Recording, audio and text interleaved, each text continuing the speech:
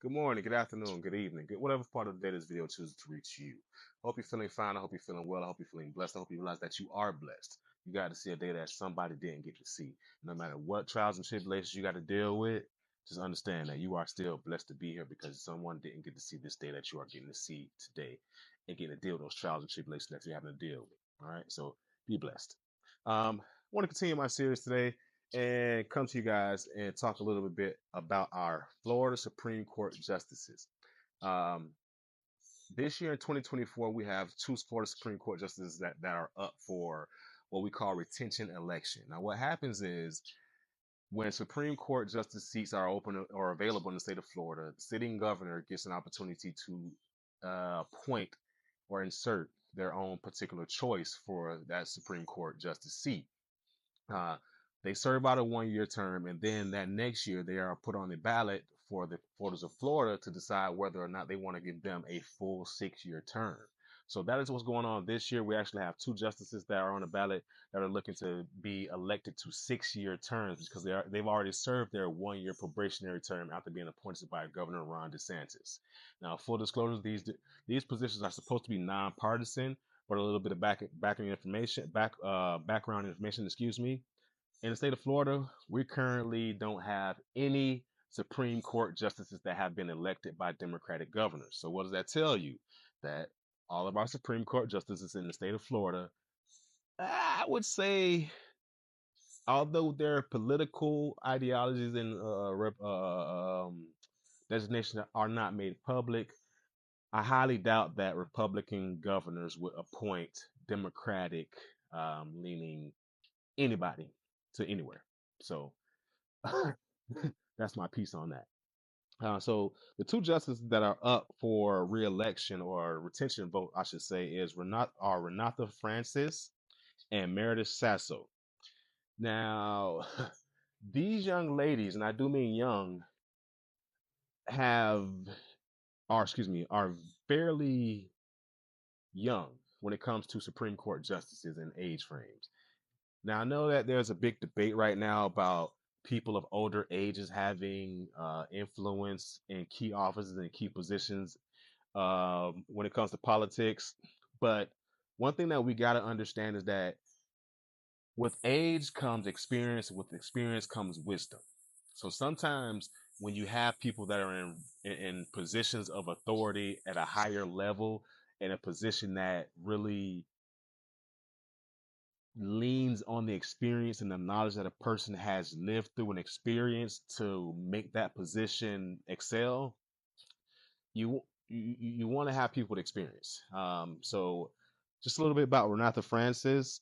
Um, First and foremost, when Ron DeSantis first tried to appoint her to a Supreme Court seat in 2020, there was a lawsuit out there. There was a lawsuit that got put out, excuse me, that got brought up, and the Florida Supreme Court justice of that time ruled in favor of the lawsuit and removed her from her seat because she had not been serving, excuse me, had not been a part of the bar association for at least 10 years.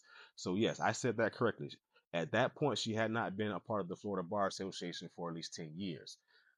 That's not to say that she's, not skilled in her capacity as a lawyer, not make no shot at that.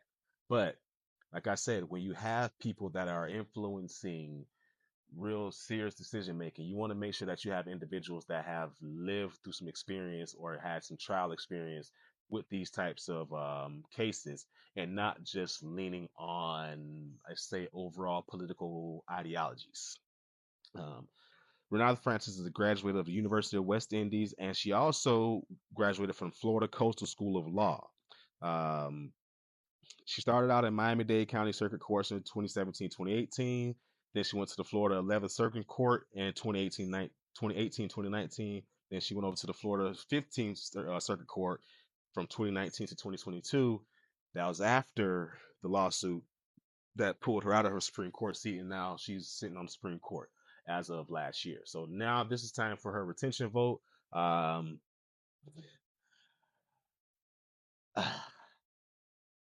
have nothing against Renata Francis personally, but like I said, when it comes to the law of the land that the Supreme Court justices will be making their decisions on, I would rather prefer someone that had a lot more experience and knowledge and know-how of the land that they're supposed to be making the laws for, practicing the law. 10 years, I don't know. The other person is Meredith Sasso. Meredith Sasso is a 2001 graduate of Leon High School. Yes, I said that correctly. She graduated high school in 2001. So she's about 40, 41 years old, just like myself. Um, not saying that she can't serve on the Supreme Court, but when you graduate college in 2008, same thing. It seems like there's a bunch of political appointments that have been ushered through by Ron DeSantis and Rick Scott. Just like the previous appointee, Renatha Francis, Meredith Sasso too has been appointed to her office, or excuse me, to various positions by Republican Governor Rick Scott and Republican Governor Ron DeSantis. So when you really look at it, we have somewhat of that young conservative movement going on in the state of Florida, if you will. So if you're for that, cool, vote for them.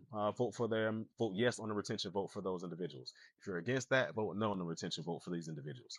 Like I said before, I just wanted to give you a little bit of information on the Florida Supreme Court justices that we have up for re-election. We have two of them going up in 2024.